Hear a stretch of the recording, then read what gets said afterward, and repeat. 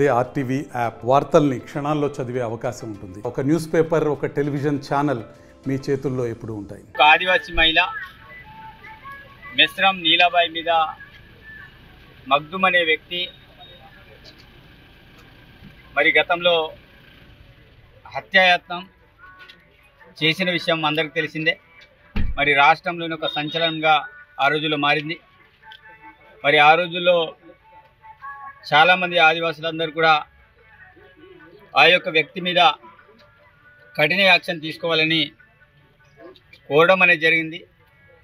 కోరిన విధంగానే మరి రాష్ట్ర ప్రభుత్వం కూడా అతని మీద కఠినంగా శిక్షిస్తామని ఆ రోజుల్లో చెప్పడం అనేది జరిగింది. ఆనాటి ఇన్ఛార్జ్ మంత్రి సీతక్క గారు, మరి నేను కావచ్చు, మేమందరం కూడా ఆ విషయాన్ని గౌరవ ముఖ్యమంత్రి రేవంత్ రెడ్డి గారి దృష్టికి తీసుకెళ్లడం అనేది జరిగింది. వారు కూడా మాట ఇచ్చారు, తప్పకుండా ఎవరైతే ఆ బాధితుడు ఉన్నాడో హత్యాయత్నం చేసిన వ్యక్తి మీద కఠినమైన యాక్షన్ తీసుకోమని చెప్పడం అనేది జరిగింది. దాన్ని చెప్పిన అనుగుణంగానే ఈరోజు కోర్టు ఒక తీర్పు ఇచ్చింది.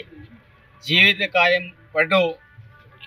ఖైదుగా విధిస్తూ అదేవిధంగా అతనికి 30,000 జరిమానాను కూడా విధించడం అనేది జరిగింది.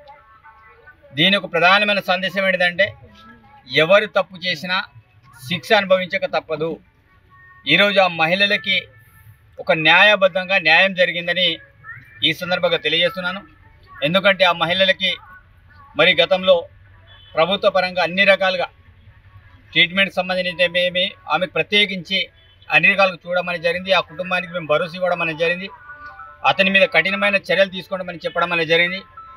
అదే రకంగా కోర్టు కూడా మరి దానికి అనుగుణంగానే ఒక మంచి తీర్పును వెలువరించింది.